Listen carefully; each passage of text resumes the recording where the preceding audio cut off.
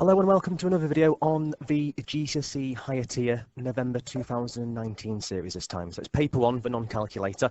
So I'm going to talk you through every single question, sometimes with more than one method, depending on which method I use. It's not to say that other methods aren't equally valid, but to make the video less than about 10 hours, I obviously can't show every single method. So if you're not sure if your method is valid or not, just leave me a comment in the comment section or come and find me in classroom or even email me if you can do.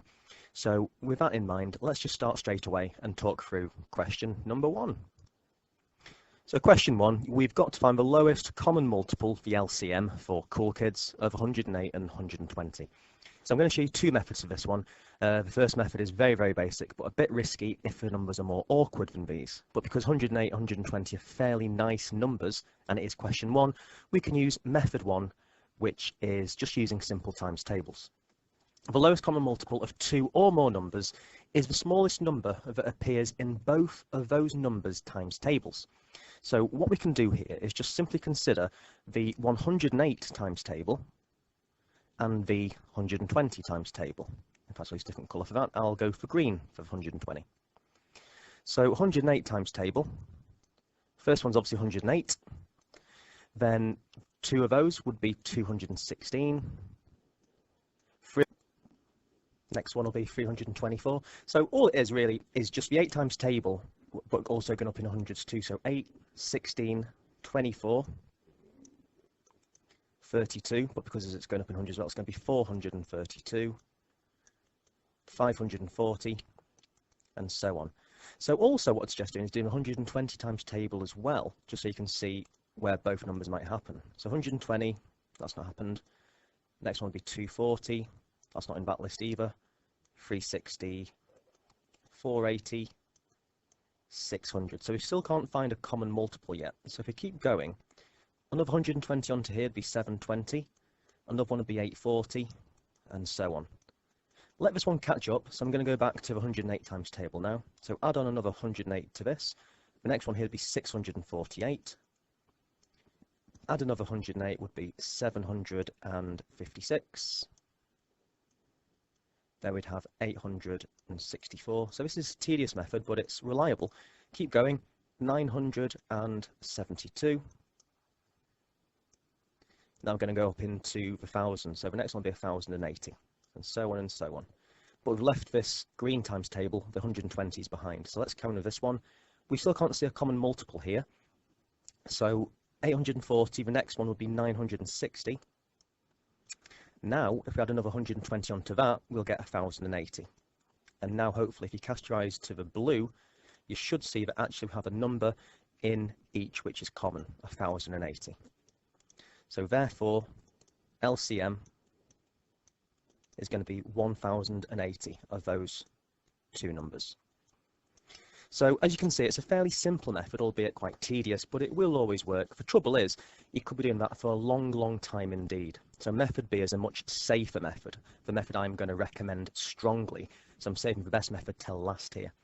So using Venn diagrams, what we need to do first is we split each of these values into its prime factors.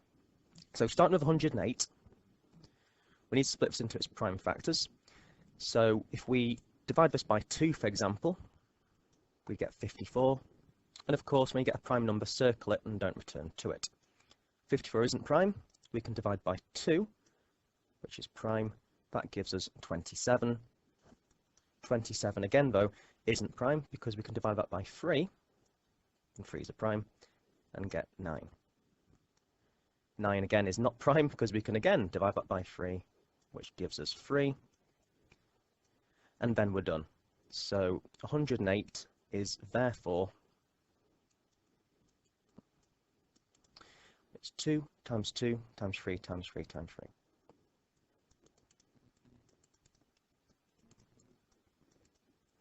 We can now do the same for 120 and do the prime factorisation of that one.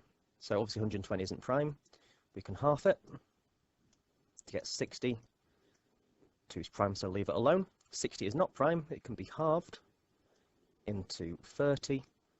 30 can be halved again, which gives 15.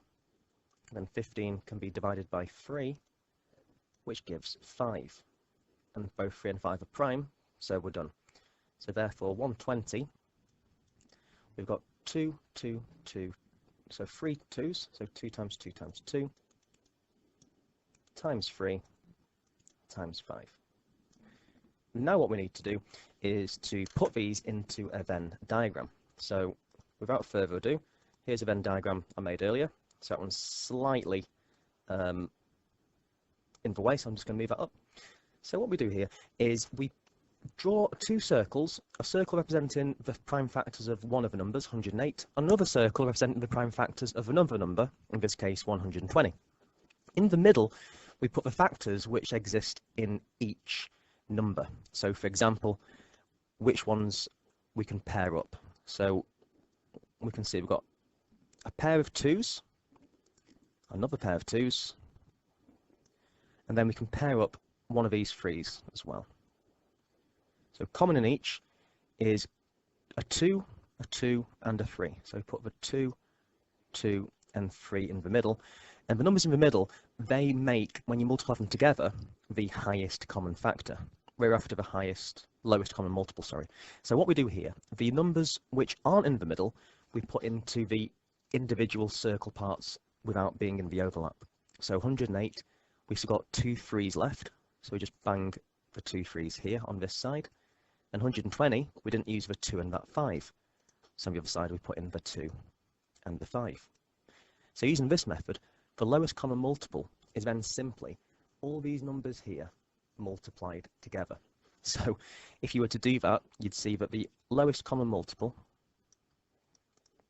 would be 2 times 2 times 3 times 2 times 5 times 3 times 3. So essentially, an easier way of seeing this would be the lowest common multiple is the 108.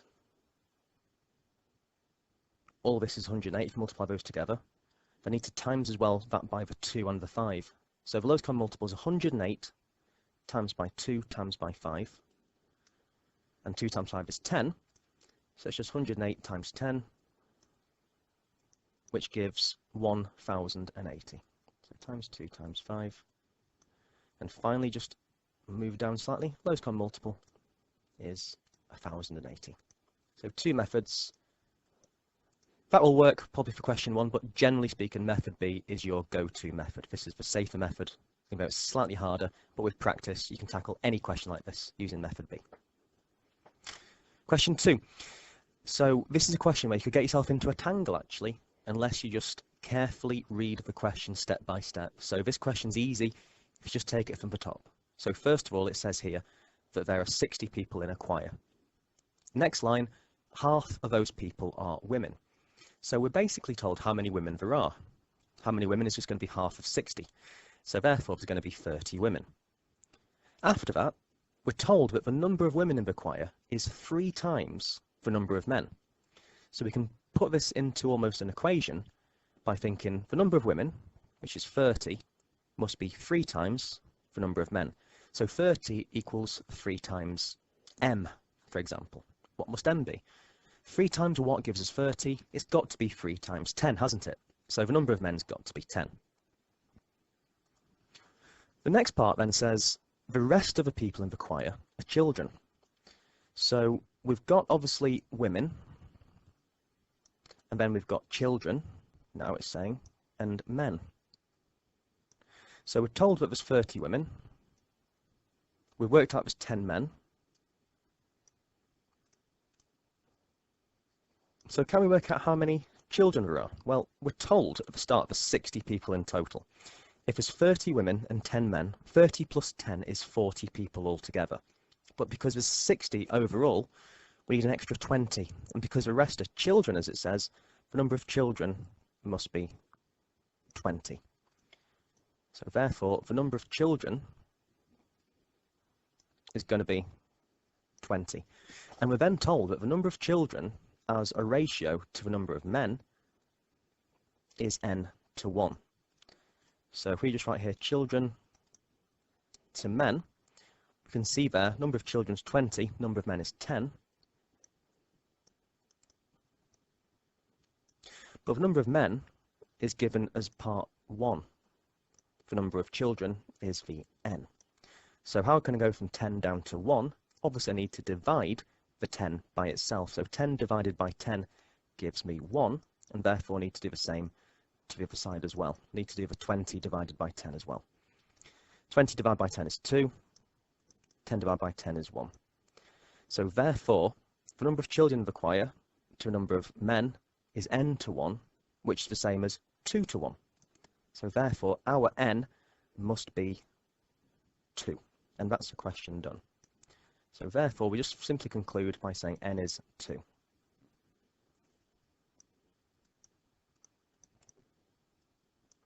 And do read the question carefully. It does clearly say, show how you get your answer. You can't just do it all in your head. So showing some method is absolutely crucial. Something like this would be absolutely fine to get you the marks. Question 3, we've got mixed numbers. So work out 1 3/4 times 1 1/3, giving your answer as a mixed number. First step here is we need to change these fractions into top-heavy fractions. And the way we do that is we take the big number, times it by the bottom, and then add on the top. So 1 times 4 is 4, plus 3 is 7. So 1 3/4, we rewrite as 7/4. And the same thing here, we do 1 times 3, which is 3, then add the top number as well. 1 times 3 is 3, plus 1 gives us 4. So 1 1/3 is the same as 4/3. Now all we need to do is just simply times the tops together, times the bottoms together. So 7 times 4 is 28, and then 4 times 3 equals 12. Now we need to give this answer back as a mixed number. So first of all, can we simplify this fraction? Well, yes we can. 28 and 12, we can actually divide both of these numbers by 4. So if we just say we're going to simplify this by dividing both top and bottom by 4, that'll take us down to the fraction which is going to be 28 divided by 4 gives us 7, 12 divided by 4 gives 3. But we're not quite finished yet because we need to give it as a mixed number. So 7 over 3 literally can be interpreted as 7 divided by 3. So how many 3's fit into 7? We can fit 2 3's into 7 with 1 left over. So that remainder is how many thirds we have left over. So 7/3 is 2 1/3. That's our mixed number, therefore this is our final answer, 2 1/3. Question 4, some constructions. These are rare, to be honest, but always worth knowing just in case. Use a ruler and compasses to construct the line from the point P perpendicular to the line CD, and you must show all construction lines. So all of the marks we're going to be making with our compass and pencil need to be left on because that in itself is showing relevant working to the examiner. So like I said, that word compass, we get a compass and we need to fix it over point P like so. So the compass needle goes on point P, and then you need to get your compass wide enough like I have here. So the compass with your pencil on it will just about cut this line in 2 places. So the width of the compass needs to be so it will stretch to this line. Then what we do when we've got this, we're going to just simply get the compass, put the pencil down, and then slide it round, keeping the compass width the same until, like I say, you cut the line CD in 2 different places. Now, keep your compass width exactly the same, don't have to change it at all, just pop it to the side there. Now what we're going to do is find where these points have crossed. So it's clearly crossed here, and it's crossed here as well. Then from the points that the arc crosses the line CD, we then take the compass and this time put the compass needle on the points which were crossed over. So we can see here, it crossed over at that point.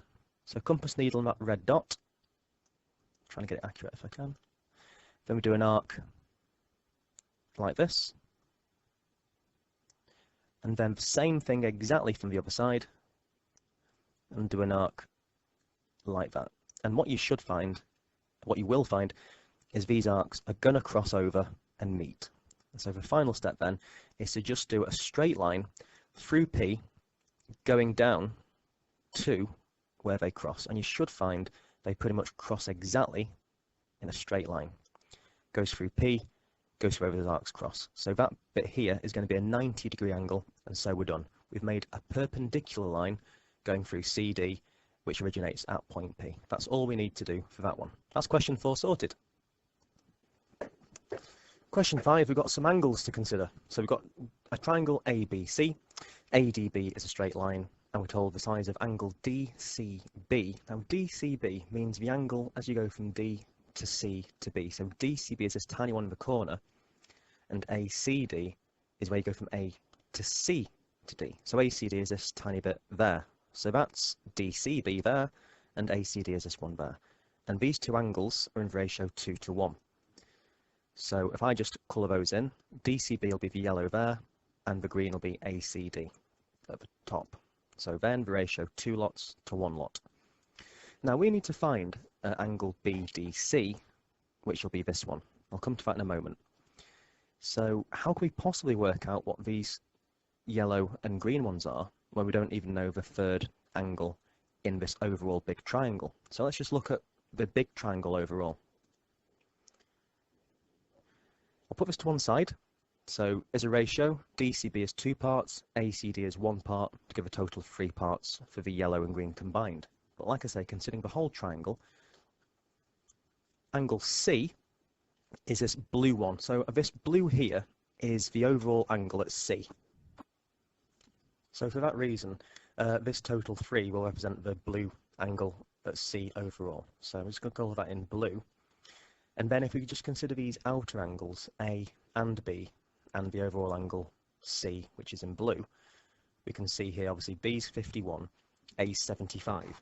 So from that, because we know angles in a triangle add up to 180, we can actually work out this blue angle at C. So A plus B plus C equals 180, obviously. So if we just sub in that A is 75 and B is 51, this equation here becomes 75 plus 51 plus C is 180. So we can now rearrange that to work out what angle C is. So 75 plus 51, that's going to give us a total of 126. So C will be 180 take away 126, which is going to be 54 degrees. So we can label in this whole blue angle is 54. So therefore these 3 parts which relate to this 54 degrees, those 3 parts must equal 54 degrees. So if 3 parts is 54 degrees, what's each 1 part equal to?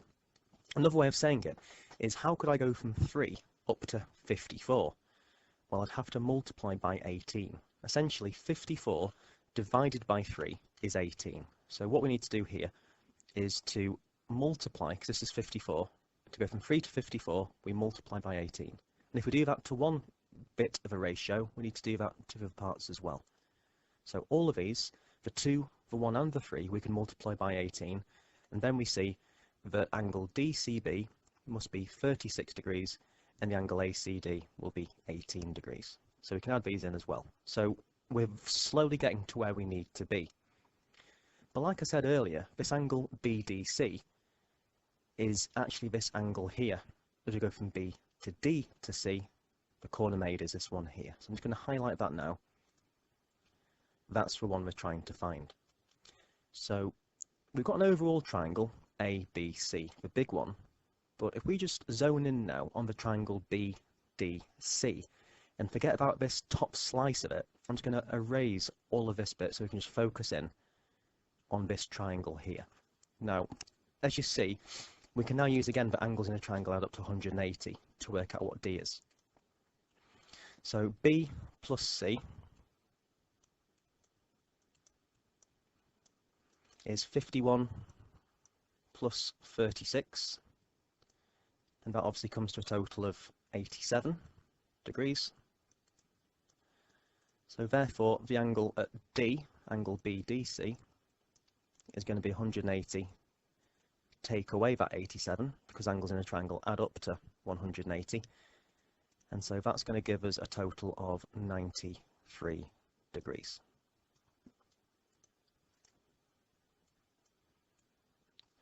Quite a tricky question that for a question 5 in my opinion, but BDC is 93 degrees. Well done if you followed that one through and understood and got it correct.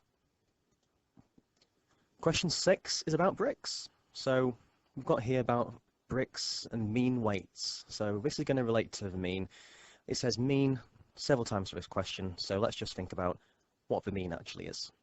Well, the mean generally is the total of the items divided by the number of items you've added together. So because we're talking about weights of bricks, the mean weight of bricks will be the total weight of all the bricks divided by the number of bricks we're talking about. But of course the trouble here is we've got mixtures of different types of bricks. We've got reds, blues and greens.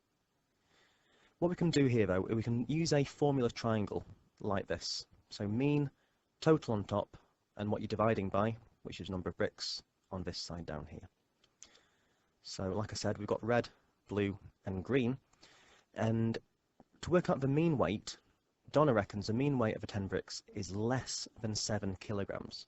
So what we could do ourselves is actually work out what the mean is and compare it to what she thinks it is. But to do that, what we're not told here is the total weight of these bricks which are red. We're told there's 4 red bricks with a mean weight. So what's the total weight? Well, to work out the total, you just take this and cover it up, and what's left tells us what to do. So mean next to number of bricks means we multiply the mean weight by the number of bricks in question. So just thinking of the red ones individually now. For red, the mean weight's 5, number of red bricks is 4. So 5 times 4 is 20 kg. 20 kilograms is how much the red bricks weigh. For blue bricks, we've got a mean weight of 9, and the number of bricks is 5. So the total weight of these blue ones is 9 times 5, which is 45 kilograms. And of course, for one green brick, it just says itself is 6 kg. So from these, we can say the total weight of all bricks is going to be the 20 kg from the red, plus the 45 kg from the blue ones, plus the final 6 kilograms for that one green brick. Adding things together, 20 add 45 is 65, plus 6 gives us 71 kilograms. So therefore, mean of all bricks, to work out the mean, it's the total weight of all the bricks, so it's going to be 71, and we divide that by the number of bricks in total. 4 plus 5 plus 1 means there's 10 bricks in total. In fact, it says there, I'm just being silly, not reading the question. 71 divided by 10 just means we move the decimal place back one space, which gives us 7.1 kilograms. We can now compare that to what Donna reckons it was.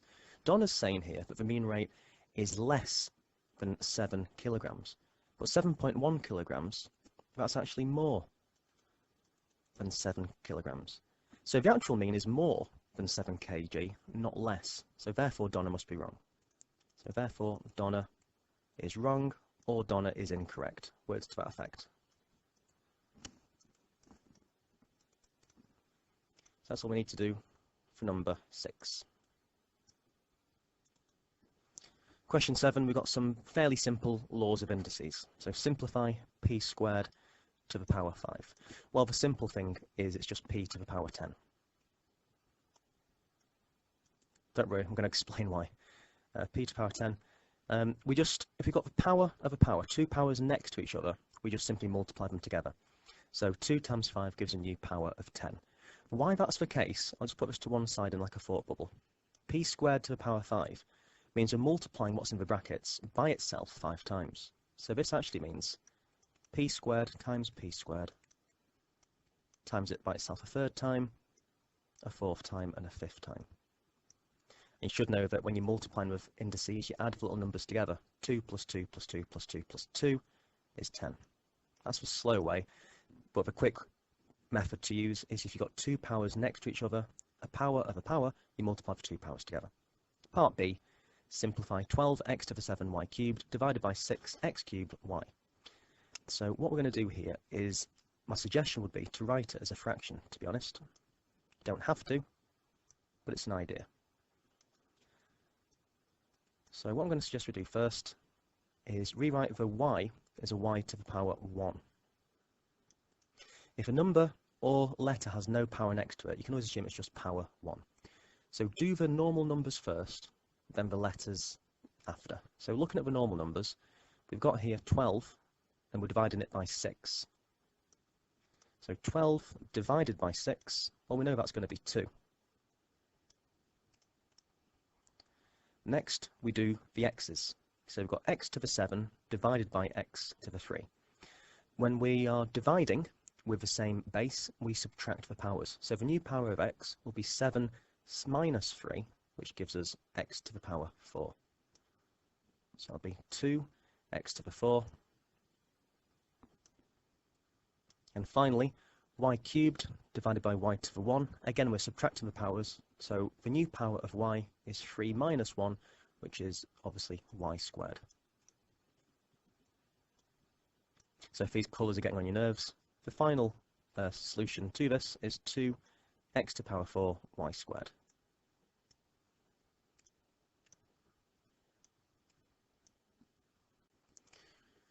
Question 8, we have a scale drawing which relates to bearings. So I have an accurate scale drawing showing positions of port P here across and lighthouse L down here across. It's a scale drawing, so 1 centimetre on your grid represents 4 kilometres in real life. Alina sails her boat from port P on a bearing of 70 degrees. And it also is a scale drawing, so we're going to need, because it's a bearing, we may well need a protractor, and because it's a scale drawing, we should need a ruler. So we're going to need this as a minimum. So first of all, she's sailing her boat on a bearing of 70 degrees. So bearings are always measured from north. So we need to get our protractor here. We put the centre of the protractor, this bit here, which I think of like being the crosshair, over where we're measuring the angle from. So it's from P, so we measure at P like so. We're going to put the crosser over here.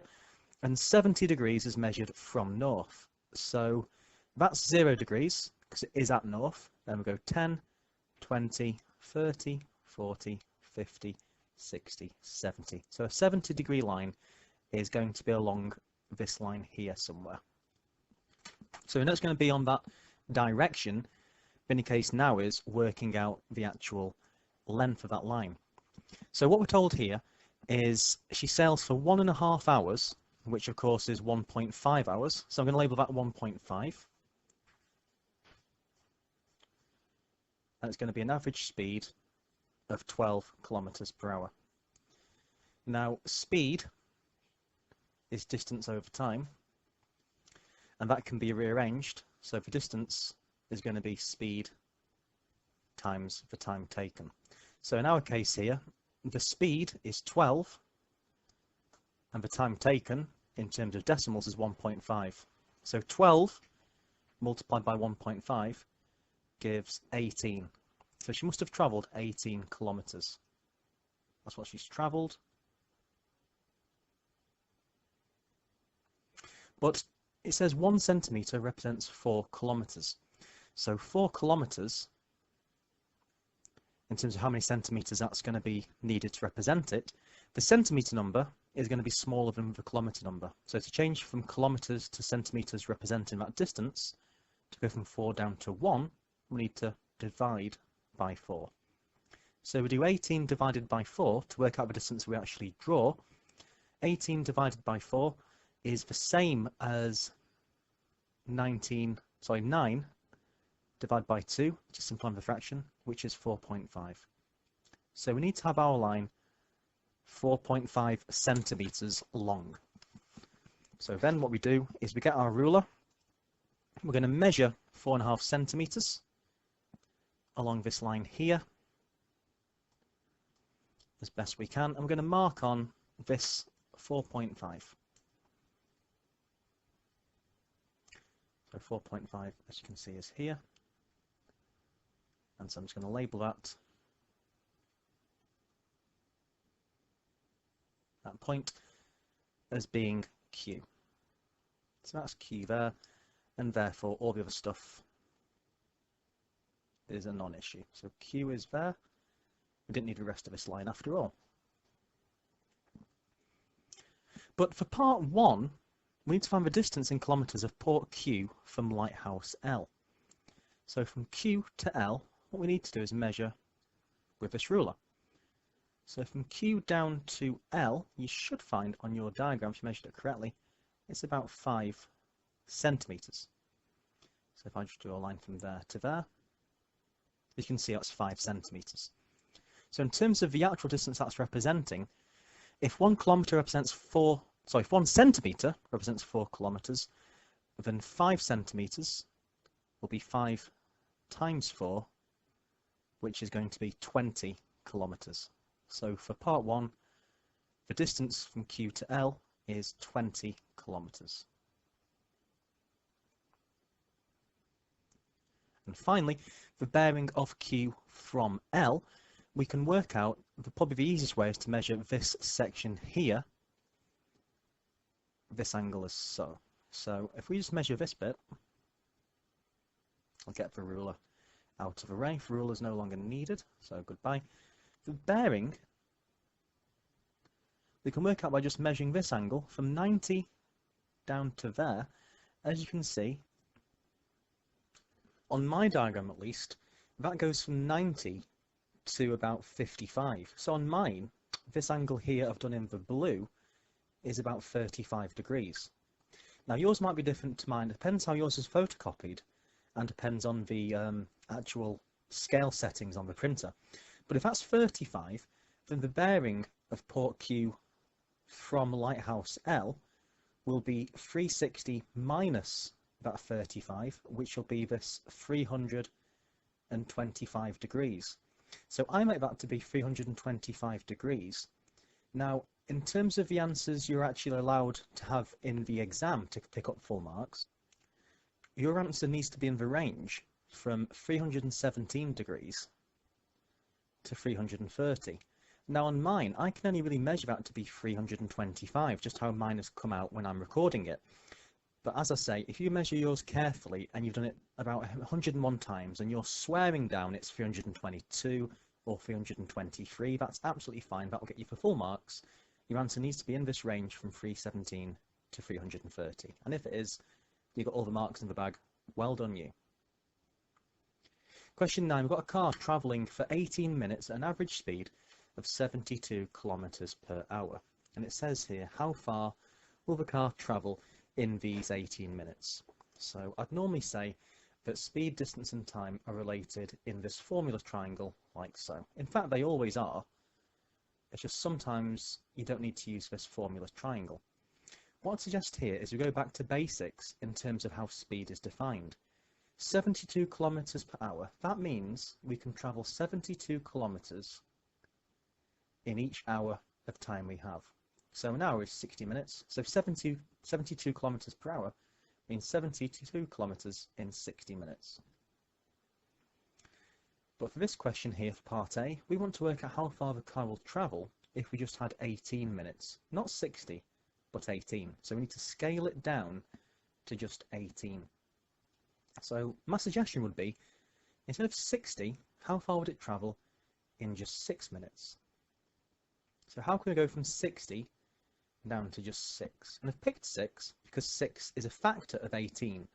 So once we get the distance for 6 minutes, we can then scale back up to 18 by multiplying by 3. However, to go from 60 down to 6, and hopefully you should have spotted we'd have to divide by 10. If we divide by 10 the time, we'd have to divide by 10 the distance covered in that time. If only travelling for a tenth of the time, you can only cover a tenth of the distance. So 72 divided by 10, we just move the decimal place back one, so this becomes 7.2. So in 6 minutes, we could only travel 7.2 kilometers. Therefore, in 18 minutes, to go from 6 minutes up to 18, what do we multiply 6 by to get 18? I'm quite hopeful you'll see that's multiplying by 3, and so we therefore need to multiply this other value by 3 as well. So 7.2 times 3, well, 7 times 3 is 21, and 0.2 times by 3, or 20p times 3, would be 60p.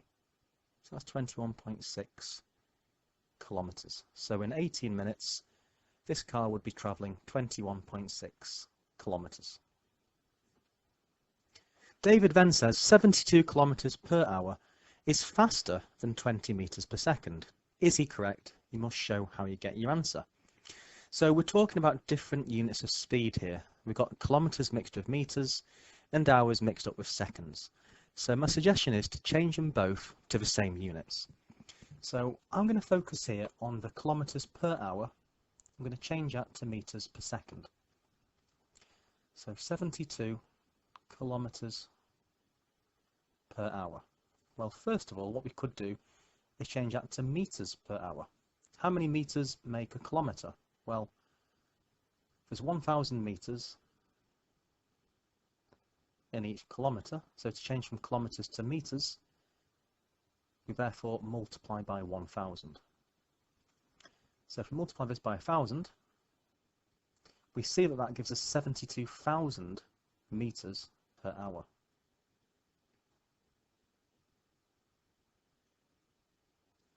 However, to go from hours to seconds, because it mentions seconds here, how many seconds makes an hour? Well, 60 seconds is a minute, and then 60 minutes makes 1 hour. So 60 minutes is 60 lots of 60 seconds. So 60 times 60 seconds makes an hour, and 60 times 60 is 3,600. So 3,600 seconds makes an hour. So therefore what we need to do to change from kilometres per hour, sorry, metres per hour to metres per second, we therefore need to divide by 3,600. So the easiest bet, in my opinion, would be to divide 72 by 36. 72 divided by 36 gives us 2. And then we can cancel off that 0 with this one, that 0 with that one. So we'll just be left with 1 0. So we get 20 metres per second, which you'll notice is exactly the same as the speed we're comparing it to. So actually 72 kilometres per hour is exactly the same as 20 metres per second. And so ultimately the question when it says, is David correct? Our answer needs to be no, because 72 kilometres per hour is exactly the same actually as 20 metres per second. It's not faster, it's not slower, it's exactly the same. So that's why he's wrong. There's no difference whatsoever.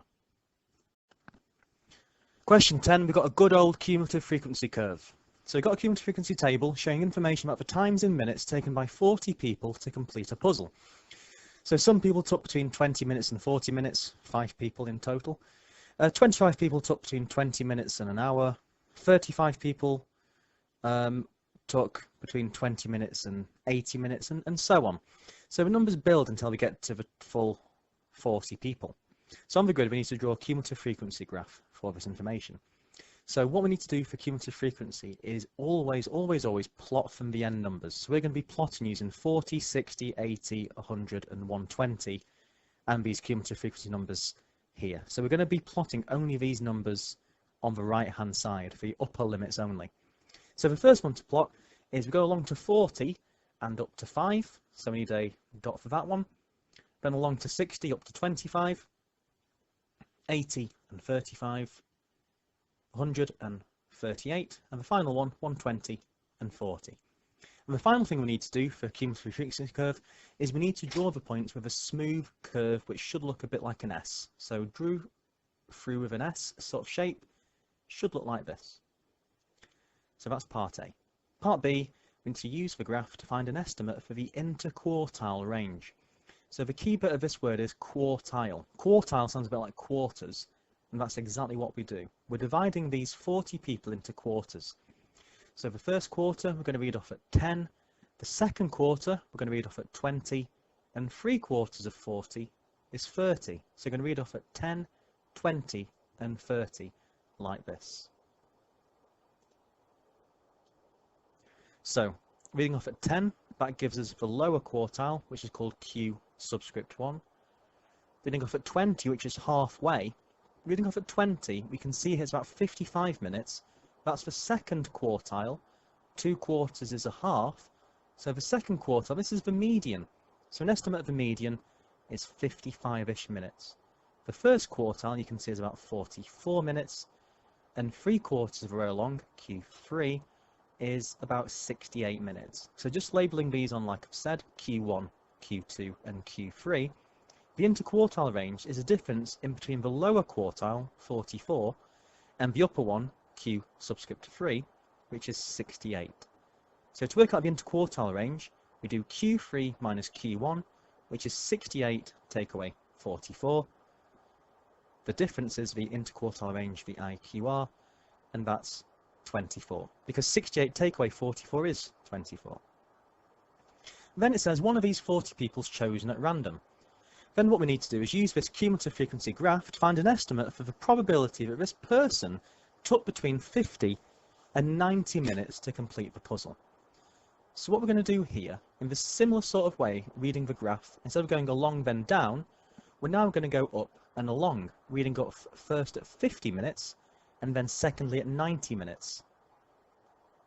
So reading up at 50 and at 90 in red and green respectively, we have this. So 50 minutes, we can see here that 11, 12, 13, 14, 15 or fewer people took 50 minutes or shorter, whereas those that spent 90 minutes, we can see here that's 36 people or less.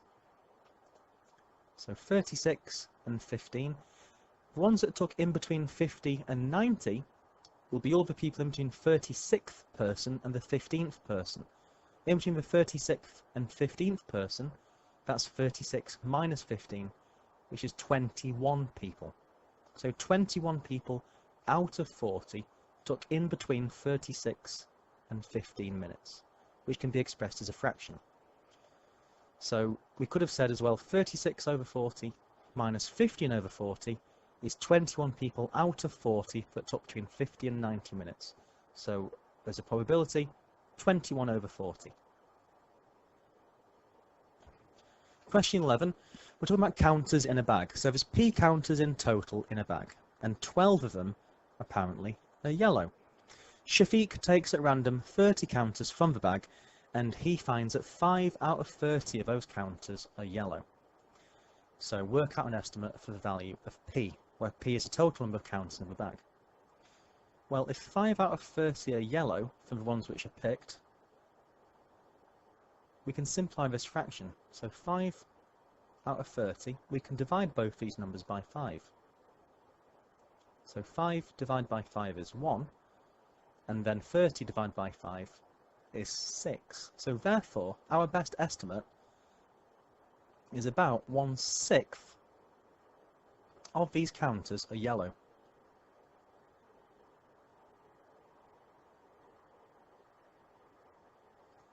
Because out of the ones that are randomly selected, 1/6 of them, 5 out of 30, were yellow, so that's the best estimate for the whole number of counters. If 1/6 of a sample were yellow, best guess is 1/6 of all of them must be yellow. So 1/6 of those counters were yellow. But we're told that 12 counters are yellow, so therefore 12 yellow counters must be 1/6 of the 12 of total. So 12 yellow equals 1/6 of all the counters. So we're told that 12 of them are yellow, so those 12 yellow ones must be 1/6. So as a diagram, this is the whole of the counters split into sixths. 12 of them are yellow. How many sixths makes a whole one? Well, we've got 6 sixths in a whole. So therefore P will be 12 times 6. So therefore P equals 12 times 6, which is 72. Now another way this question could have been tackled, doing it purely as a fraction, would have been to say the fraction of counters out of the total P, 12 over P, must be the same as the proportion of yellow counters in the sample. So that must be the same as 5 over 30.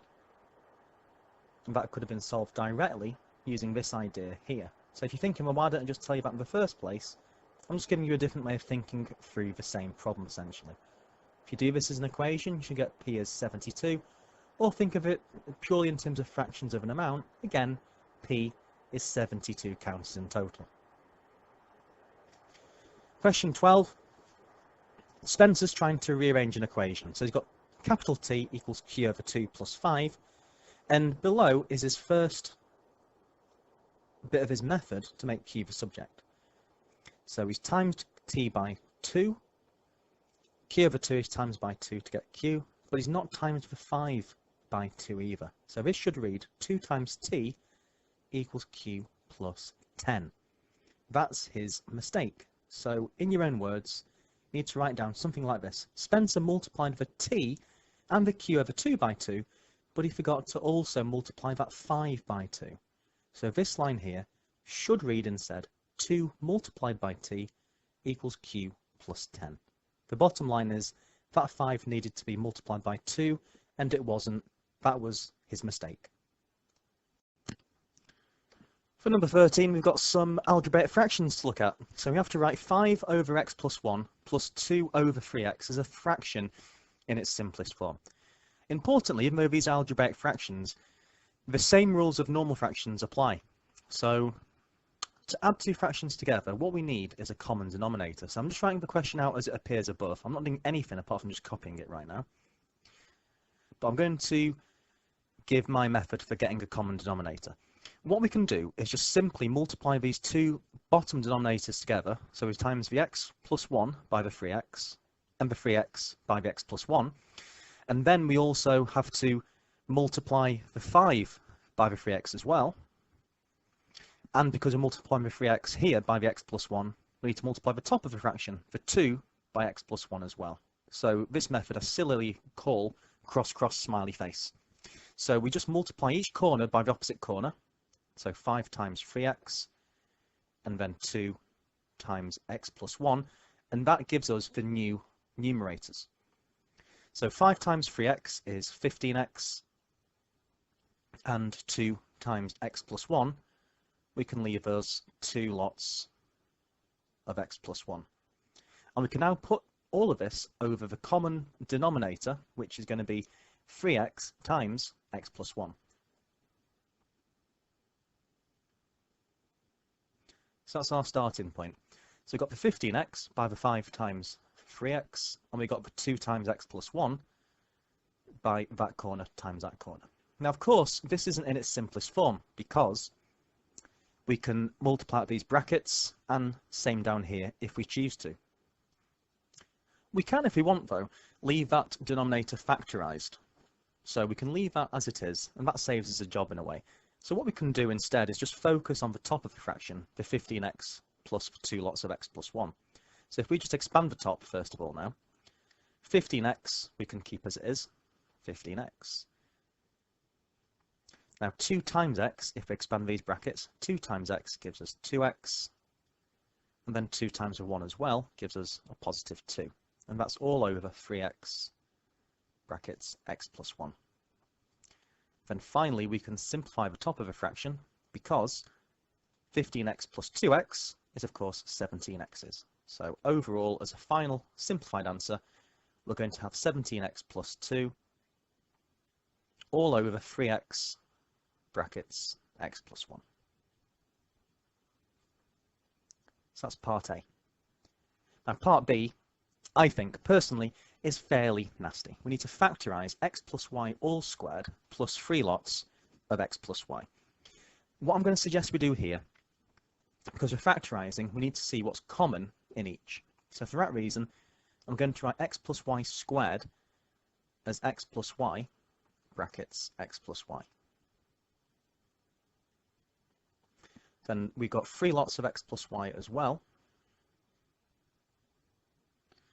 So what we need to do here is see what's common in each. Well, we can see here the bracket x plus y is in both bits. We've got an x plus y bracket here and an x plus y bracket there. So now what we need to do is work out how many lots of these x plus y's we have in total. Well, we've got x plus y lots of it there, and another 3 lots of it there. So in total, we've got x plus y, a total of x plus y plus 3 times. So we've got that many lots of x plus y. X plus y plus 3 goes all here, and x plus y we can just leave at the end. That isn't very common as a fraction, as a question type, sorry, for factorising, but if you see them, that's what you need to be doing. Question type B, if this is the first time you've seen a question like part B, it's probably a conversation for your teacher because these may need a bit more practice and discussion to get mastered. With a bit of mastery and a bit of practice, we're not so bad. So do ask your teacher or leave a comment if you still need a bit more help on questions like 13b. But let's move on now to number 14. Question 14. We have a diagram showing a right-angled triangle. All the measurements are in centimetres. The area of a triangle is 27.5 cm squared. So that's the way in for us really. The area of a triangle. So what is the formula for the area of a triangle? Well, we should know that the area of a triangle is half times base times height. Or half times base times length in this case. Depends if you see it laid down or stood up. So the area of a triangle, we're told, is 27.5. So we can fill this into our equation. So 27.5, which is the area, we've been told that, that'll be a half times the base. Well, the base, the way I'm looking at it, the bottom bit of it, the base, is this x minus 2. So it's a half times x minus 2 times by the height, but because it's laid down, the height in terms of the way I'm seeing it is this x plus 4. But now we've got an equation which we can now work with. So 27.5 equals a half times x minus 2 times x plus 4. We can now proceed in a couple of different ways. What I'm going to suggest we might want to do is to get rid of this half on both sides. So to undo halving something, we can do the opposite to that, which is to double. So we can multiply both sides of this equation by 2. So the next step, 27.5 times by 2, that's going to give me 55. A half times 2 will cancel, so I'm just going to have these two brackets left over. I'm going to have x minus 2 times x plus 4. So what we need to do next is to get this into a quadratic equation rearranged so one side is equal to 0. In order to do that, we're going to need to expand x minus 2 times x plus 4. And my favourite way for this one is to use the grid method, which I'm just going to pop here like so. So, along the top, we write one bracket, so I'm going to write x minus 2 on the top. And we're going to be timesing that by x plus 4, which I'm going to write down the side. So we can do these boxes in any order. So what's above times by what's to the side. So x multiplied by x is x squared. This one, minus 2 times x is minus 2x. This box is x multiplied by 4, 4x. This box, 4 multiplied by minus 2. 4 times 2 is 8, so 4 times minus 2 is minus 8. We can then simplify all this. So overall, we have x squared. 4x, take away 2 x's, leaves us with 2x, and of course, minus 8. So what I'm going to do here is replace what this is with its expanded form, which is x squared plus 2x minus 8. So 55 equals x squared plus 2x minus 8. It does say to show all your working, so this is valid, this is needed. Trial and error is not going to be the best way of doing this. That's my feeling, at least anyway. Like I said, we need to make one side equal to 0. So once we've expanded this out, I'm going to suggest that we subtract 55 from both sides, thus making the left of it equal to nothing. So take 55 from both. We're then going to get that 0 equals x squared plus 2x. Then minus 8, take away another 55, gives minus 63. This can now be factorised. Be thinking, if it's a quadratic equal to 0 on a non-calculator paper, more often than not, it's going to factorise. So I need to find two numbers that multiply to give minus 63, but when I add them together, I get positive 2. With a bit of thinking, you should hopefully spot that the two numbers at work are positive 9 and minus 7. 9 take 7 gives us the 2, and 9 multiplied by minus 7 equals minus 63. We can therefore now solve what x must be. So x relates to sides of a triangle. So either from this one, x is minus 9, or we're going to have that x is equal to 7, because if x is 7 in this bracket, that would satisfy making the equation equal to 0. So which one is valid? Is it both? Is it none? Is it just one of them? Well, if x were minus 9, this side here would be minus 9 minus 2, which is minus 11. You can't have a negative side length, it just makes no sense. So the solution x equals minus 9 can be rejected because it's a nonsense. So we just keep this one, x would have to be 7. If your algebra skills leave you during the panic of an exam, which I wouldn't wish on anyone, but if that does happen, this could also be done with trial and improvement, but I would do that as a last resort only. You could try different values of x and see when half times your x minus 2 times your x plus 4 gets you 27.5, but that could be a very risky strategy indeed. So use trial and error as a last resort only. Question 15. We need to get this recurring decimal into a fraction. So express 0.418 recurring as a fraction. You must show all your working. So I'm going to introduce a grid, and I'm going to explain why I've done this grid. It's just to keep the numbers nicely in line. But the first step is, whatever your recurring fraction, so whatever your recurring decimal is, that you're trying to change into a fraction, you call that x. So I'm going to say, let my x equal 0.418 recurring. Now notice the recurring dots are only above the 1 and the 8. So the repeating pattern is just for 1, 8, 1, 8, 1, 8. Because there's no dot above the 4, we just have 1 4 after the decimal point. So I'm going to write x at the bottom. I'm going to work up, and you'll see the point of this in a while. So x, and these are my decimals, so it's 0.418, 18, 18, and so on. You don't need to do it forever, but I would do a few repeating blocks just so you can see the pattern. We now take our x and we multiply it by 10, and 10 again, and 10 again, as many times as we need, until we have these columns where the numbers line up from one row to the next.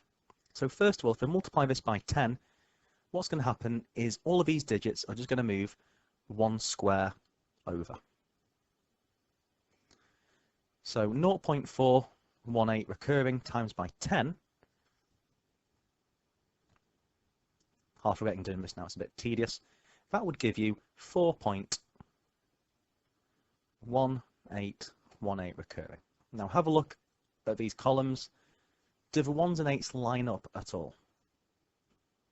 Well, quite clearly, no, they don't. Where there's a 1, below there's an 8. Where there's an 8, below it there's a 1. So they don't line up. So what you do again is multiply by 10 another time. So 10x times another 10x gives us 100x's. And again, as you can guess, these numbers, these digits, move one place again relative to the decimal. So 10x, 4.18 recurring, multiplied by another 10, is going to give us 41.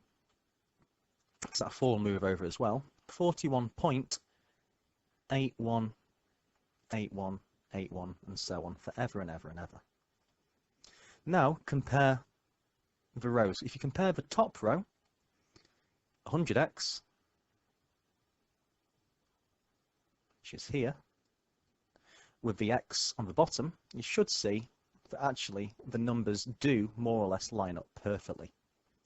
That's an 8, that's an 8 below. 1 and 1, 8 and 8. So these two rows, the top and the bottom, do line up perfectly. So these are the ones we're going to be focusing on. So if you're thinking, well, what do we do now? What we're going to do, once we've selected the rows, is we're just going to do one row, take away the other. So I just slide all this up. All we're going to do is the 100x row, take away the x row. So one row minus the other. So we're going to end up with 99x's, because 100x take away 1x is 99x. And starting from the end, 8 take away 8 is nothing. 1 take away 1 is nothing. And so you're going to see there's going to be cancellations, lots and lots of them. 1 take away 1 cancels. 8 take 8 cancels. But it only cancels to a certain point. 8 take away 4, that's not going to cancel. 8 take away 4 gives us 4. Then here, 41 take away 0, that's just 41. So in other words, 99x's equals 41.4. So therefore what we can do is work out what x is by dividing both sides by 99. So x is 41.4 all over 99. Now here it says write it as a fraction. So it doesn't actually need to be fully simplified, but what we do need is to have no decimals in our fractions. So what I'd suggest, we can get rid of this decimal by multiplying the top by 10, but if we do that to the top, we need to do that to the bottom as well. So x, the fraction, would be 414 over 990. And if you want to simplify that down, that's absolutely fine. You can do, for example, 414,990. You could halve both the top and the bottom, and you could get it down. If you wanted to, I'm suggesting you don't do it, because it doesn't ask you to. That could be 207 all over. Now 990, half of that would be 495. So either that one or that one is absolutely fine for securing you the marks you need for success. Question 16a. Rationalise the denominator of 22 over root 11, giving your answer in its simplest form. This sounds 10 times harder than what it actually is. To rationalise the denominator just means to get rid of any surd that might be on the denominator, the bottom of a fraction. So here we've got the square root of 11. To rationalise it just simply means we need to have that square root disappearing in the final version of how this fraction needs to look. So how can we change this from being the square root of 11?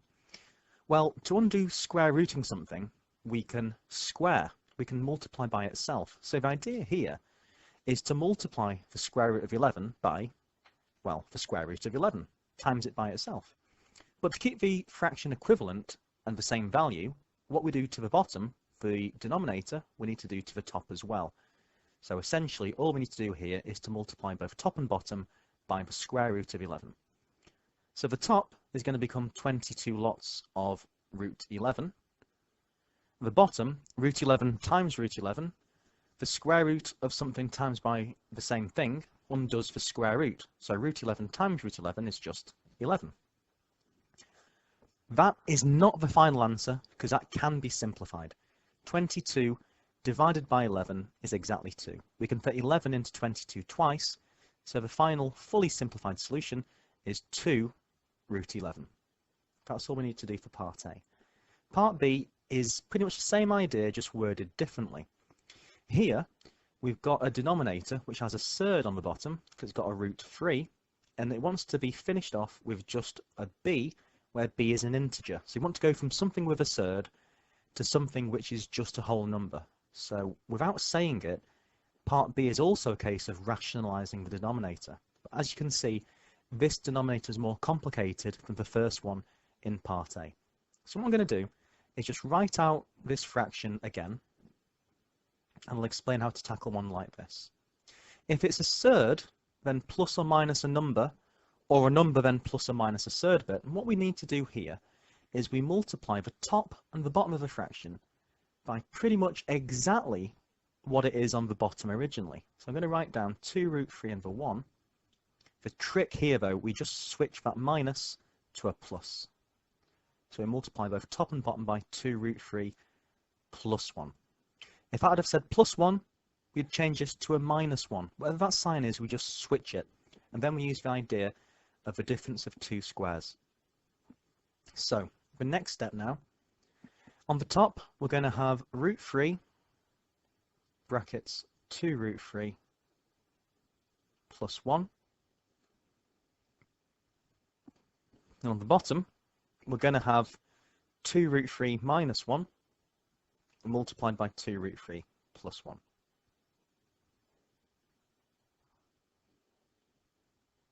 Now at this stage, for the bottom, I'm going to suggest you're fully familiar with difference of 2 squares.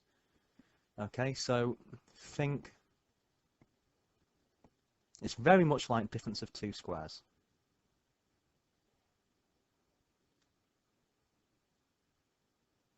The top isn't, but the bottom is. So at the bottom, I've got 2 root 3 minus 1, 2 root 3 plus 1. So what goes before the minus and the plus? We're going to square 2 root 3. So 2 squared becomes 4, and if we square root 3, that becomes 3. So this becomes 2 squared 4 times 3, that becomes 12. 2 root 3 times 2 root 3 gives us exactly 12. We then do this thing after the minus and the plus and square that. So we square the 1, 1 squared is 1, so then it's minus 1 on the bottom. This top bit here, 2 root 3 times 3, root 3 times root 3 is 3, times by 2 gives 6, and then root 3 multiplied by 1 is just root 3. So I have 6 plus root 3 on the top, and on the bottom 12 minus 1, which of course we can simplify down now. So at the top we've got 6 plus root 3,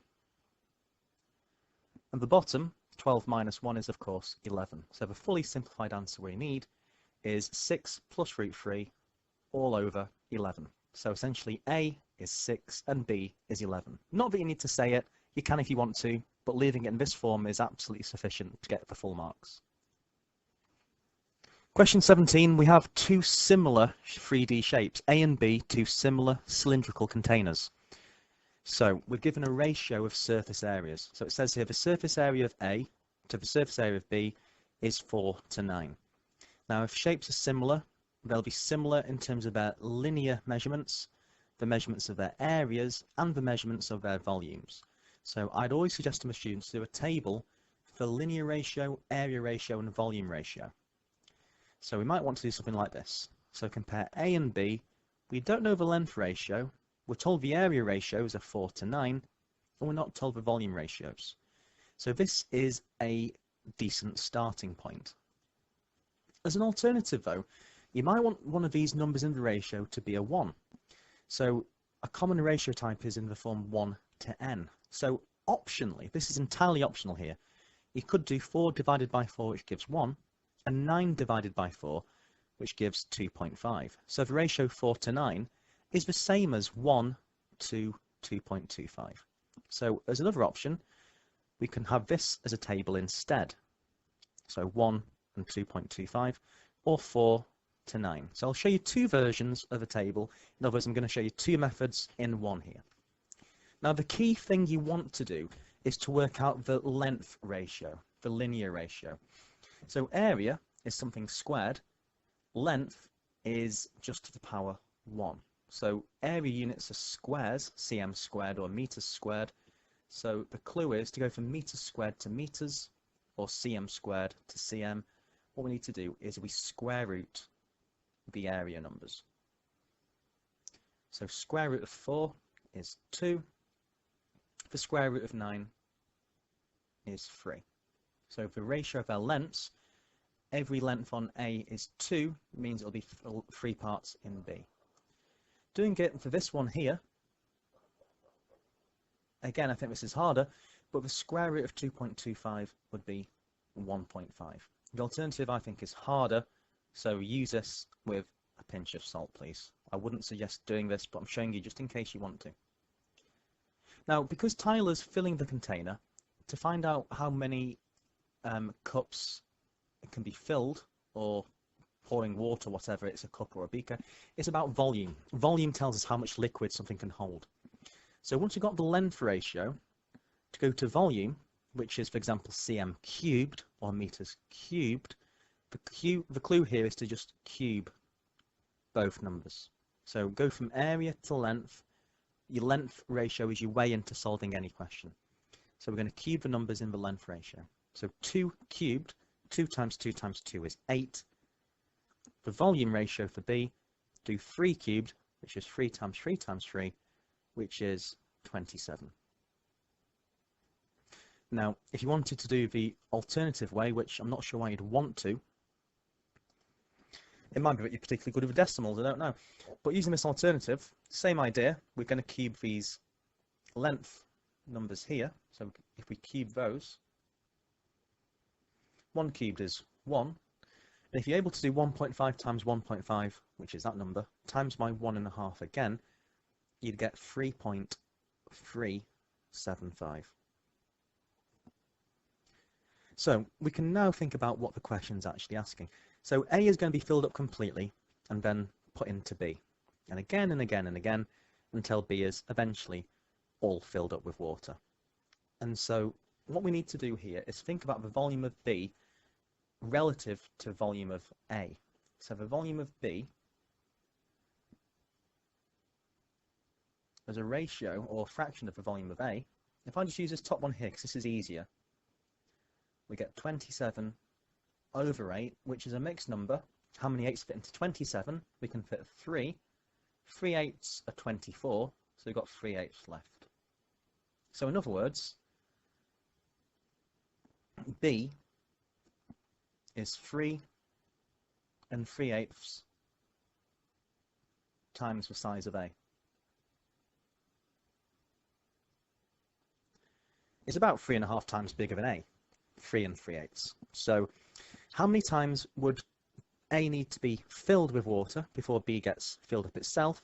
Well, you'd need 3 lots of container A completely filled up, and then you'd need a bit more to fill up B. So it's 3 and a bit.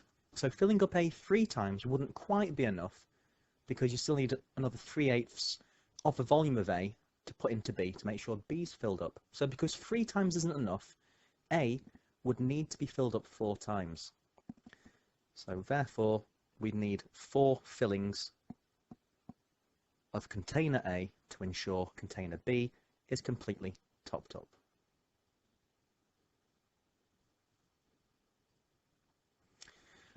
Question 18. We've got this function and f of x is 2x cubed minus 4. We need to show here that f minus 1 of 50 equals 3. So f minus 1 isn't the reciprocal, it's just notation for the inverse. So what we need to do for part A is to calculate what the inverse function would be. So to find the inverse, what I'd suggest would be to just call the original function y. So I'm going to call f of x as y. So y equals 2x cubed minus 4. So what we need to do to find the inverse function is we need to make x the subject. So if we add 4 to both sides, on the journey to getting x on its own, we get that y plus 4 is 2x cubed. Now we want just 1x cubed, so we can half both sides. So divide by 2 on both sides. We get that y plus 4 all divided by 2 is x cubed. Then finally, to go from x cubed down to just 1x, the opposite of cubing something is to do the cube root. So if I cube root both sides next, I'll see that x is actually the cube root of y plus 4 over 2. That's after cube rooting both sides. Now we're almost done. The final thing we need to do is just switch the letters around a bit. So now what we're going to do is we're going to call x, that's going to be our inverse. So x we're going to call f minus 1x. So now it's just a case of switching around the letters. So we just call x f minus 1 of x, the inverse function. So f minus 1 of x equals, I'm just going to give myself a bit more space. Just going to slide this here for now. So f minus 1 of x, that's going to equal the cube root. And now we replace for y with an x. So we have x plus 4 all over 2. So that's the inverse function.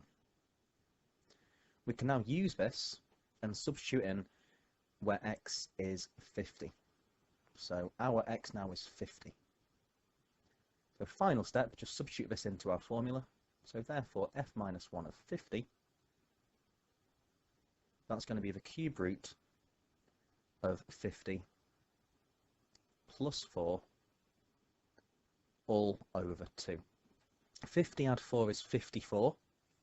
Half that, 54 divided by 2, is 27. So f minus 1 of 50 is the cube root of 27. And of course, what number times itself 3 times gives 27? The answer is 3. So that proves that f minus 1 of 50 is 3 as required. Part B is slightly trickier. We've got two functions, g of x and h of x. We need to find the values of x, which hg of x equals 3x squared plus x minus 1. So first of all, we need to find what hg of x is. So hg of x, we work from the end and go backwards. So we focus on g of x first. So here, we're going to do h of what g of x is. So it's going to be h of x plus 2. So h of g of x is the same as h of x plus 2. So what does h do to the input?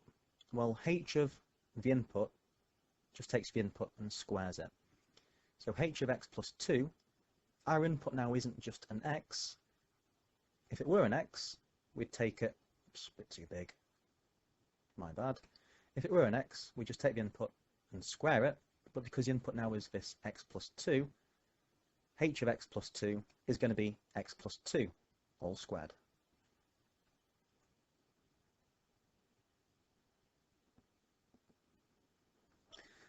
So that's what hg of x actually is. So hg of x is x plus 2 all squared. So we need to find when x plus 2 all squared equals 3x squared plus x minus 1. So what we need to do here is to expand, rearrange, solve.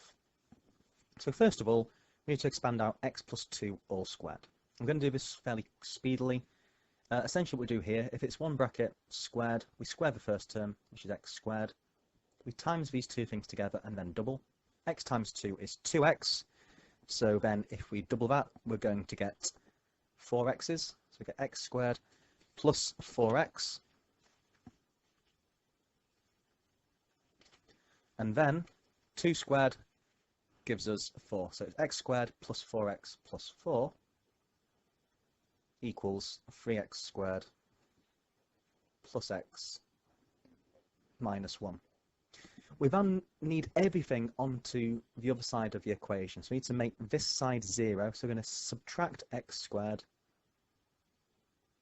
subtract 4x, and subtract 4 from both sides. So on this side, we're going to have 0. Over here, 3x squared take away 1x squared, leaves us with 2x squared. X take away 4x, leaves us with minus 3x. And minus 1 minus another 4, that gives us minus 5. So now we need to see if this will factorise. Now if you're not sure if it factorises, you could always try and use the quadratic equation if you wanted. This, however, does factorise. So what we need to do is to move this 2 slide it next to the minus 5 and times. So think of it as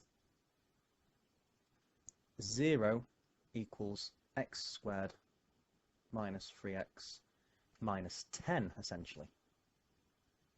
Think of it like this. Then factorise this as normal. So you want two numbers that multiply together to give minus 10. When you add them together, you get minus 3. Whoops. So let's just think about what these numbers might be. So a bit of thinking. Hopefully you'll see it'd have to be x plus 2 and then minus 5. 2 take away 5 is minus 3, and 2 times minus 5 gives minus 10 like we need. However, that 2 disappeared. We need to bring it back. What we try to do is we divide both numbers in the brackets by that 2. If we can divide, we do divide. So 2 can be divided by 2, which gives us 1. So then we have 0 equals x plus 1. 5 over 2, can that be simplified? It can't. Can we do 2 divided by 5 without any remainder? No, we can't. So in this case, if it doesn't divide and doesn't simplify, we just simply move the bottom number to the front of that x. So then we have 2x minus 5.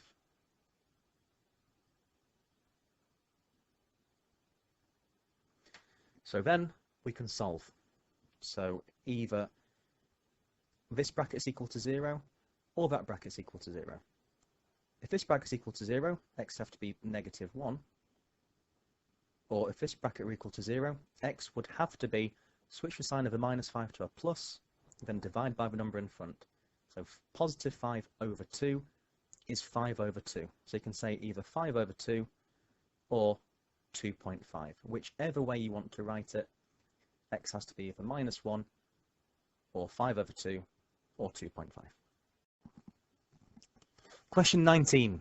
So we've got that 9 to the power minus a half equals 27 to a quarter divided by 3 to the power x plus 1, and we need to find the exact value of x. Now this probably looks completely and utterly impossible without a calculator unless you spot a key fact and clue. So 9, 27 and 3, what do those values all have in common? Well, 9, 27 and 3, the key thing is these are all powers of 3. So what I need to do here, first of all, is to rewrite the 9 and 27 in terms of powers of 3. So 9, of course, is 3 squared, and 27 is 3 cubed. So what we need to do first of all, absolutely need to do, is to rewrite them in terms of powers of 3. So doing that, and putting it in brackets, the 9 to the power minus a half becomes 3 squared to the power minus a half. All I've done there is substituted 9 with 3 squared. In the same way, we can substitute 27 with what 27 is in terms of a power of 3. 27 is 3 cubed, so I'm going to call this 3 cubed to the power of 1 quarter. And then the next one is just dividing by 3 to the power of x plus 1. Now I'm going to put this x plus 1 in brackets. You'll see why in a moment. So next up, you've got 3 squared, so I've got a power next to a power. So this is what I call a power of a power. To work out what the overall power of this is, we multiply the 2 by minus a half. 2 times a half is 1, so 2 times minus a half is minus 1. So this becomes 3 to the power minus 1. And over here, again, we have a power of a power. So 3 times a quarter gives me 3 quarters. So this becomes 3 3/4. And I'm dividing by 3 to the power of x plus 1.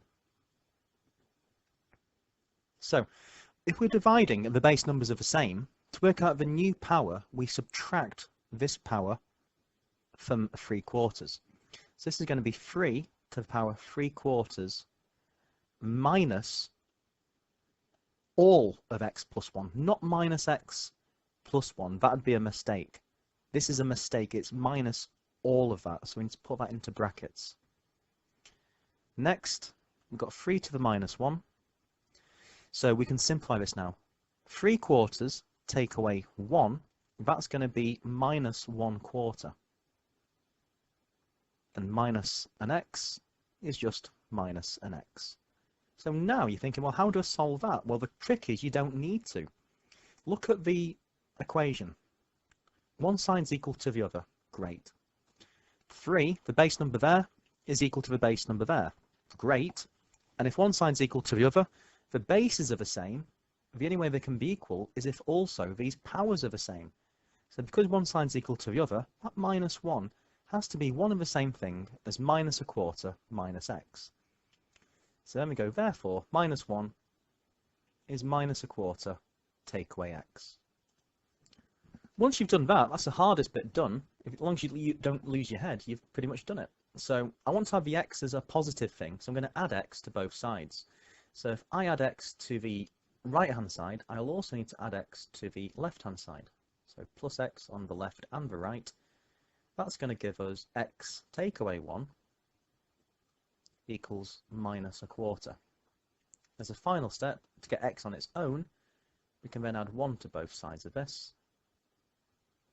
So then, therefore, x is going to be 1 minus 1/4, which is 3/4. In other words, x would have to be 3/4, and then we're done. If you want to leave it as 0.75, if you really want to, you can. No problems with me there, and the examiner won't have any problems with that either. So that's question 19. X is 3/4 or 0.75. Question 20. We've got this graph y equals f of x shown on the grid. So I'm going to make this slightly clearer by just going over it in a different colour. So f of x, this curve here, I'm going to highlight over in red, like so. On the grid, we need to draw the graph with equation y equals f brackets x plus 1 all minus 3. So this one I'm going to do in blue. I'm going to start off by superimposing it on top of the graph we've already got. So first of all, like BIDMAS in a way, we do the brackets first. So it's not f of x, it's f of x plus 1. Now we need to remember when we're transforming function, if it's inside the brackets, it works as the opposite. So inside the brackets, be thinking it's the opposite to common sense. So common sense, x plus 1, you'd add 1 to the x numbers, wouldn't you? Just move it along 1 this way, like that. But actually, because it's opposite to common sense, rather than adding 1, we just subtract 1 from the x values. So we move it 1 to the left. So the first thing, we move 1 to the left like this. Now, if it's outside the brackets, it works in a common sense way and affects y only. So we just minus 3, we move the whole thing 3 units down. So down 1, down 2, and down 3. So this here is the graph of y equals f of x plus 1 minus 3. Part B, it says point A, which is minus 2, 1, lies on the graph of f of x. So first of all, what we can do, we can actually label this one in. So what we can do here, if I just label A, which is minus 2, 1, it's there. Now, it's going to be transformed from f of x to f of minus x. So the key thing here is this transformation. So it says f of x is transformed to f of minus x. So thinking of this here, to go from f of x to f of minus x, x is just been switched over with its negative counterpoint. So f of minus 2 would move to f of plus 2. f of 3 would move to f of minus 3. So the x values are just switched over relative to the y-axis. So what this would look like is, from f of x to f of minus x, it's a reflection of the original f of x in the y-axis. So f of x is in red. If I reflect this in this mirror line in the y-axis, like so, we're going to get this green curve here. So if it's reflected, f of minus x is going to be in green. So that here is f of minus x. So we can see what happens to A. So A was here in green, and then once it gets reflected, this point here will end up going over here like so. So A moves from minus 2, 1 to here, which is 2, 1. If you just look here, the x to minus x, minus 2 goes to minus 2, which is plus 2. That's all that's happening. So it's one of these little key rules. It's just a reflection of the y-axis if we go from f of x to f of minus x, and therefore the new coordinate b, instead of minus 2, 1, b is now 2 and 1. And that's all we need to do.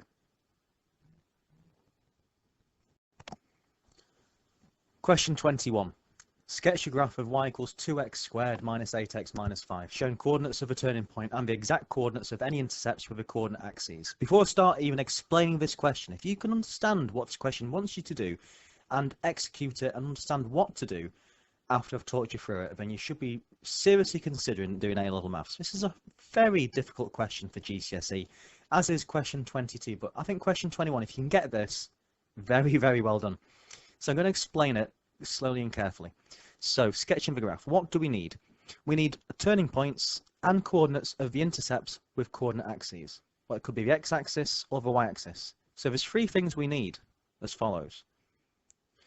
We need to find the x-axis intercepts, and we do those by setting y equal to 0. The second thing is to find the y-axis intercepts. We do that by setting the value of x equal to 0, and then we need to also find the turning point, and we do that by completing the square. And because we're going to sketch the graph, we need obviously a coordinate grid like so. So let's just tick these off in order. So first of all, to find the x-axis intercept, set y equal to 0. So if our y is here, then just say 0 equals 2x squared minus 8x minus 5. Now, I did say earlier in this video, if it's a non-calculator paper, you have a quadratic, you can more or less guess most of the time you can factorise it. Not always, though, and this is an example of one that doesn't factorise. If it doesn't factorise on a non-calculator paper, massive odds are that it's towards the end of the paper, it's one of these evil questions. This won't factorise, but you can solve quadratics if they don't factorise, either by completing the square or by using the quadratic formula. My suggestion here is to remember the quadratic formula, which is this. So what we need to do here is to think what our b is, what the a is, and what the c is. That's not very well highlighted. So what's a, and also what's c. Well, b is the number which is in front of the x. So in our case, b is minus 8. The a is the number at the very front of the x squared, so our a is going to be 2, and c is the number on its own at the very end, so our c is minus 5. So based on this, because it's all equal to 0, we can use a quadratic formula. So therefore, for us, x equals minus b. So our b, as you can see, is minus 8. So minus 8 is plus 8. And plus or minus the square root of b squared. So b squared is going to be minus 8 all squared. So put it in brackets if you're unsure. Minus 8 all squared minus 4 times a. Our a is 2, then times by c, which is minus 5. Then also, we divide that by 2a, which means 2 times a, which is 2 times 2. So put these values in carefully, so we understand where they're coming from. And then c is minus 5. Just for consistency, I'm going to mark that minus 5 as well, actually. So minus 5 are marked in purple for c. So that's my c, minus 5 there. So just work this through really carefully. And it can be left in surd form, so you don't actually need to square root anything, because it does say here exact coordinates. Exact coordinates means surds are okay.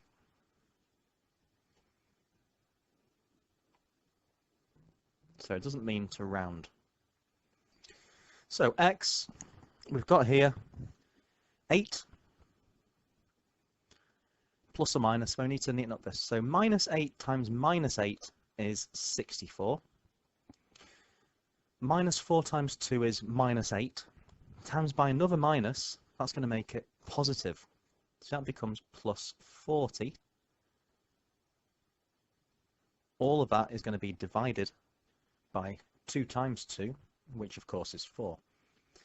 So we need to see now if this can be simplified slightly. So 64 plus 40, that is going to be the square root of 104. So I'm just going to change this to, if I just write it here, we've got 8 plus or minus square root of 104 all over 4. Now remember, to simplify surds, we need to see if there's a factor of the surd which is a square number. And for 104, this is actually in the 4 times table. So we can split the square root of 104 into root 4, and then 104 divided by 4 is 26. So 104, root 104, can be split into root 4, root 26. All of that's over 4. We can now simplify this. So 8 over 4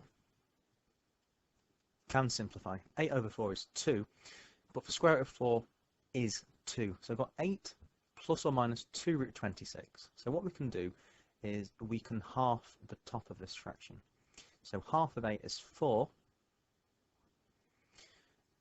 Square root of 4 is 2. If we half that, we're just going to get root 26. Instead of 2 lots of root 26, 2 lots of root 26 is going to be 1 lot of root 26. And then what we can do, after halving the top, half of 8 gives us 4. Half of square root of 4, half of 2 is just 1. So if we half the top, we need to also half the denominator. So half of 4 is 2. That's as simple as we can go. So the x-axis intercepts are 4 plus root 26 over 2, and then 4 minus root 26 all over 2. So the square root of 26, what's that going to be? Well, the square root of 25 is 5, so 4 minus root 26 is going to be a negative. So I need to label this here.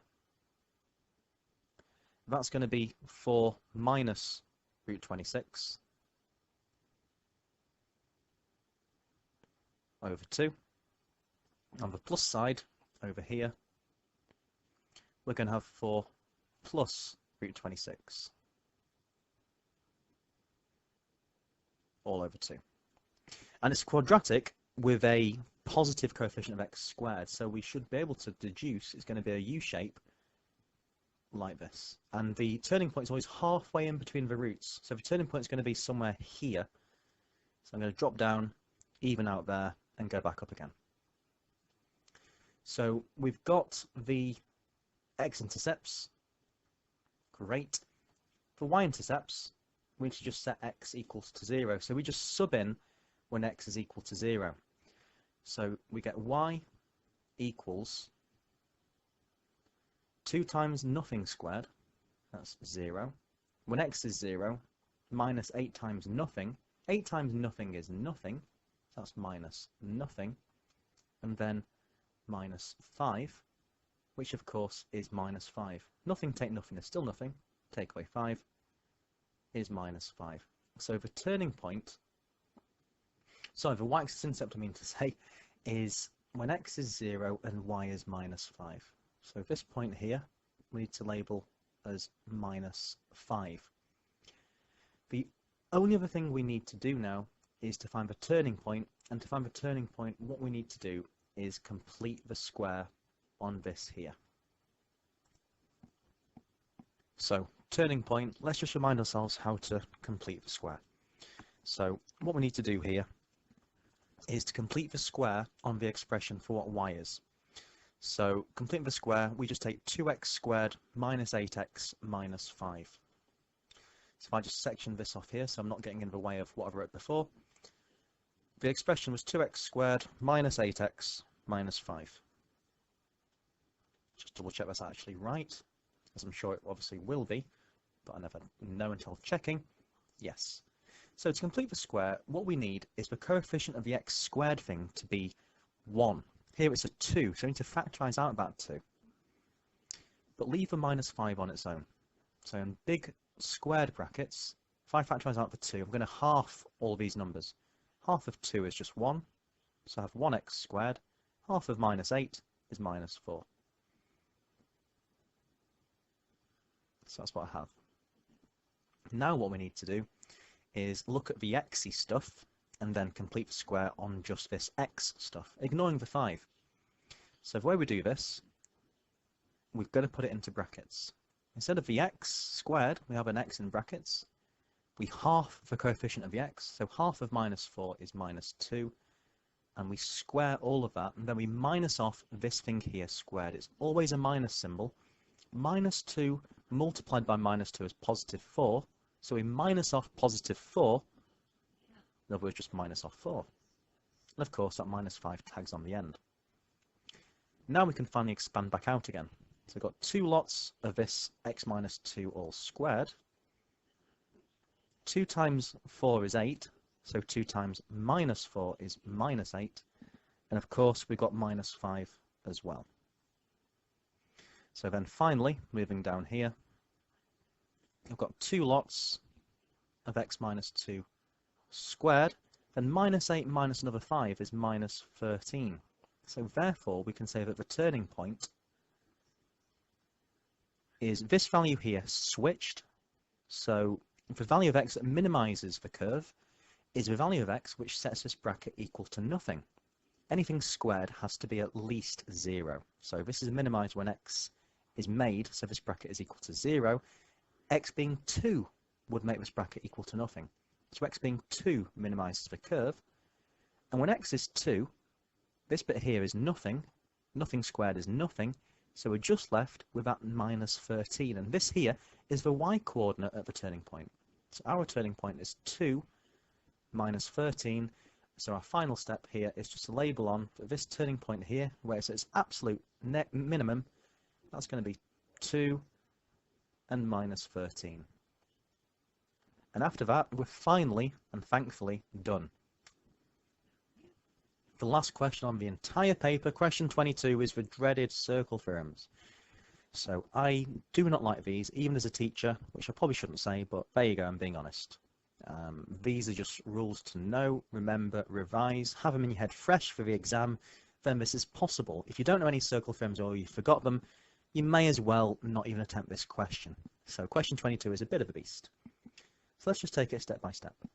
So first of all, what I'm focused on here is AED is an equilateral triangle.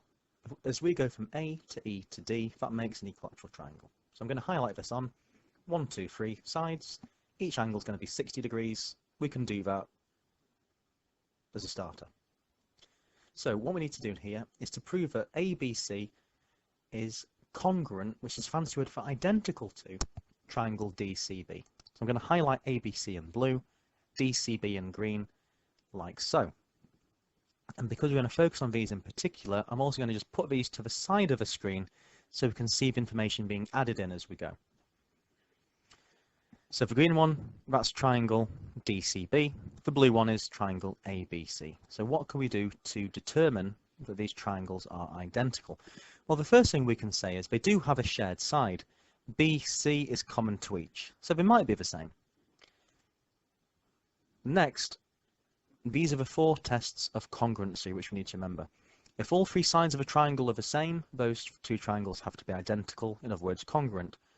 We can have angle and an angle and a side in between which are the same, or we can have 2 angles then a side which is the same in each, or we can have a right-angled triangle with the same hypotenuses and the same other side. Therefore, those triangles would also be congruent. So if we can prove that ABC and DCB have one of these in common, of these 4, we've proven they're congruent. So now it comes on to the circle theorems. Looking at these angles here, angle CDB and angle CAB. I've highlighted these in yellow. Now these angles here originate, they're standing on the same chord. So BC is the chord, And then, if you have a look at angle D, that's on the chord, and also angle A originates from C back to B. That's also standing in my head on the same chord. The technical term is angles in the same segment. This one and that one are the same because angles in the same segment are equal. So write that down on the exam paper. That is going to give you a mark. So also mention the circle theorem you're using to show to Mrs., Miss or Mr. Examiner or Doctor Examiner that you know what you're talking about. So mention this circle theorem as well.